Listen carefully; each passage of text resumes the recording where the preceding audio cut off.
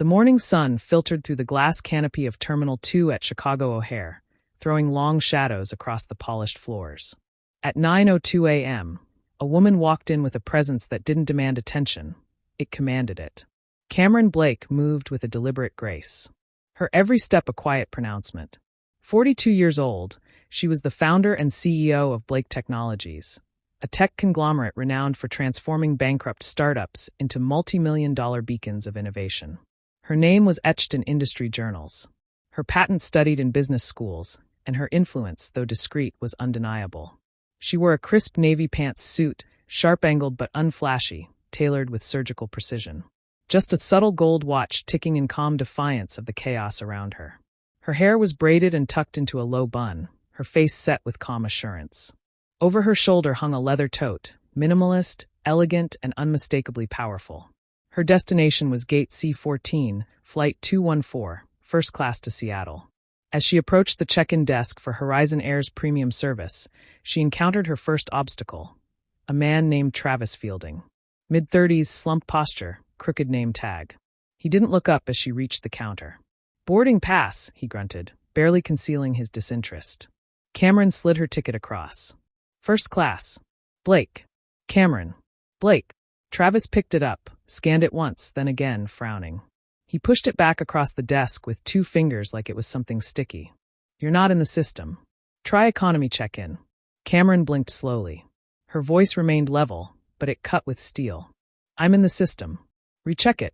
He chuckled under his breath, eyes never meeting hers for more than a flicker. "I did. You're not listed for this flight. Maybe you booked coach." She didn't budge.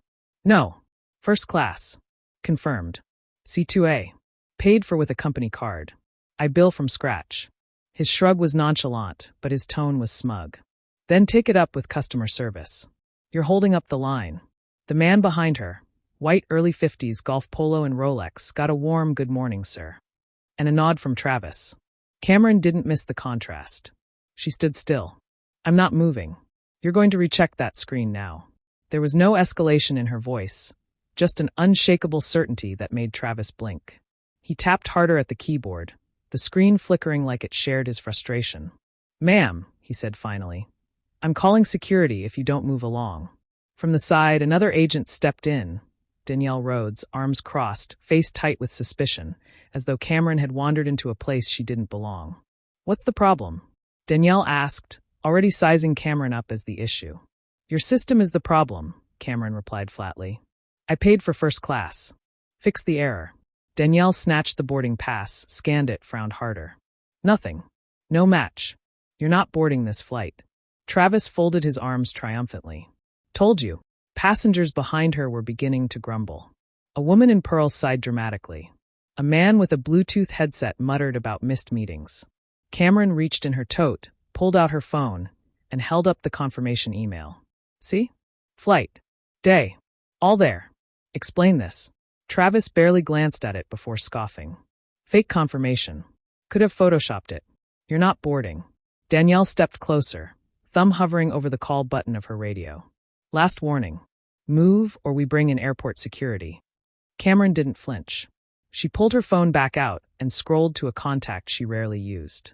A name she saved for moments when people needed to remember who she was. She tapped the screen. "Evan," she said crisply. "O'Hare. Horizon Air.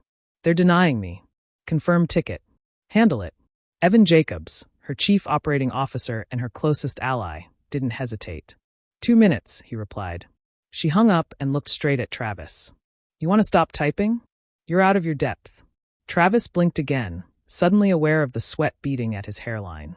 Danielle's radio crackled. She turned away slightly, pressed at her ear as the voice crackled through. Her expression shifted from smug to shaken. She glanced over her shoulder at Cameron, then whispered into the receiver. "Yes, she's still here. Yes, her name's Blake." Pause. "No, I don't have VIP clearance." "I didn't know." The terminal began to buzz with complaints. A family with a toddler looked frustrated. A businesswoman glared at her watch. A tall man in a red scarf began recording on his phone. Then the intercom crackled. "Attention passengers. Flight 214 to Seattle is temporarily delayed. Please stand by for further updates." Cameron said nothing. She didn't have to. The silence around her was louder than any accusation. A moment later, the crowd parted as a Horizon Air supervisor hustled toward the counter. Curtis Monroe, late 40s, red-faced, out of breath, with a lanyard flapping against his chest. He spotted Cameron and froze. "Miss Blake," he gasped. "I'm so sorry. We've had a major system flag. You were in the VIP list, but something buried your record. We're correcting it now." She stared him down. "Why was I flagged in the first place?" Curtis hesitated. I don't know yet. You'll find out." "Yes, ma'am. And those two?" She pointed to Travis and Danielle. "They assumed. They dismissed. They disrespected." Curtis's throat bobbed. "They're being removed from rotation immediately." "Good." Cameron picked up her tote, took 3 steps, then paused. She turned slowly, her voice steady and ice-cold. "They don't speak to another passenger until they're retrained. And not by each other. Make it formal. Make it count." "Yes, Miss Blake." She walked toward the gate without a backward glance. The air parted for her like glass melting under heat. Inside the cabin, the flight attendants greeted her with tight, nervous smiles. "Welcome aboard, Miss Blake." She nodded curtly, slid into her seat, and didn't speak. Her mind replayed every moment, Travis's smirk, Danielle's threat. The second they realized she wasn't bluffing. Her phone buzzed. "Evan, you good?" She replied. Handled hard. He sent a fist emoji. She didn't smile. "Not yet." Back at gate C14, Travis was escorted to the back offices, his badge tossed onto the desk. Danielle sat alone, staring at a training manual that hadn't changed in 10 years. By noon, Horizon's internal email server was buzzing. Blake's name flagged as "Do Not Obstruct." Every supervisor briefed, every system audited. Cameron landed in Seattle with her stride unbroken. Evan met her at the jetway. "Heard you lit the place on fire." "Fire?" "No," she said. "I made them taste ash. It's not the same." He grinned. "Lunch. Work first. They'll remember this." "That's the point." That night, Curtis sent a formal apology. Disciplinary action confirmed. System review underway. Cameron didn't reply. She didn't need to. She'd made her point. No explosions. No tantrums. Just truth. Sharp and controlled. Driven into the foundation of a system that needed to be shaken. For every person ever told they didn't belong, Cameron Blake left behind a scar. Not for revenge, but so they'd never forget. And some lessons, they don't need to be shouted.